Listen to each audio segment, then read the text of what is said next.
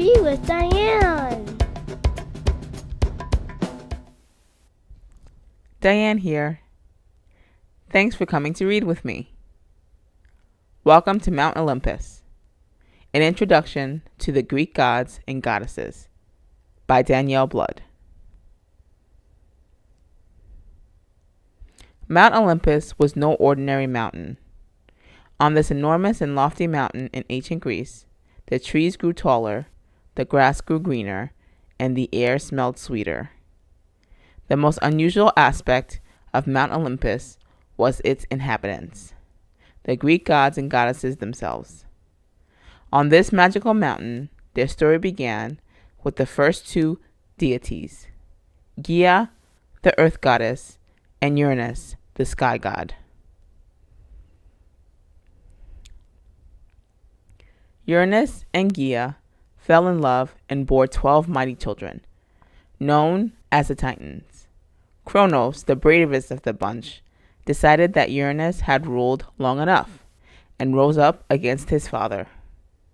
Uranus fled, realizing he was no match for his powerful son.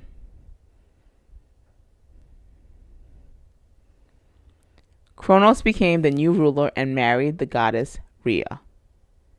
As powerful as he was, Kronos was afraid of one thing: babies. He feared that one of his own children would overthrow him, just as he had overthrown his father.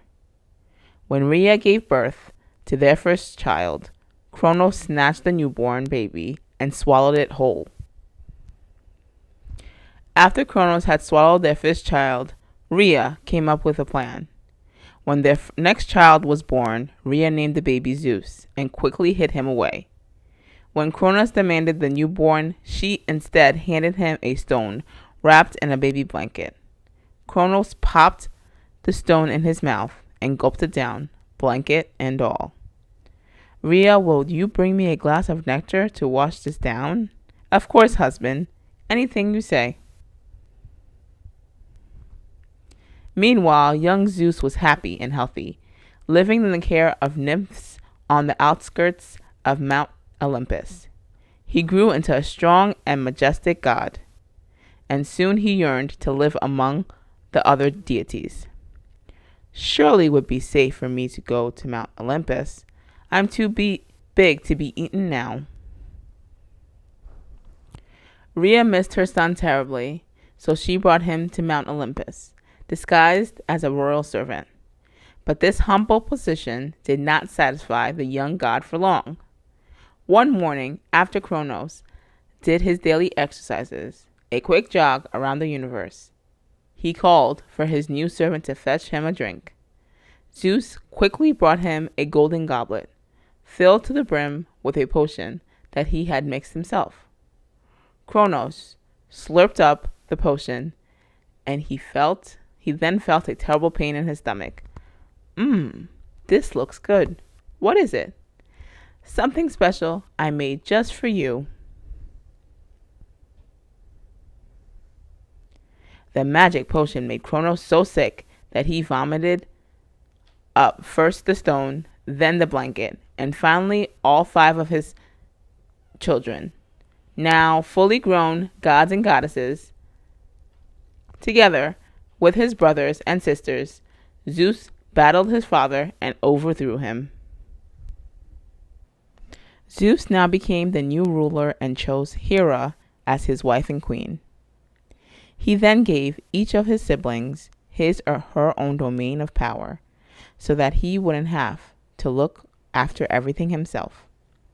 In time, they would have help from their children and other divine relatives. Aphrodite, the goddess of love, Athena, the goddess of wisdom, Hermes, the messenger god, and many others. Yet, even with the gods and goddesses in charge, things did not run as smoothly as one might think. There always seemed to be trouble brewing on Mount Olympus. Zeus is the god of the sky. Hera is the goddess of woman and motherhood. Demeter is the goddess of harvest.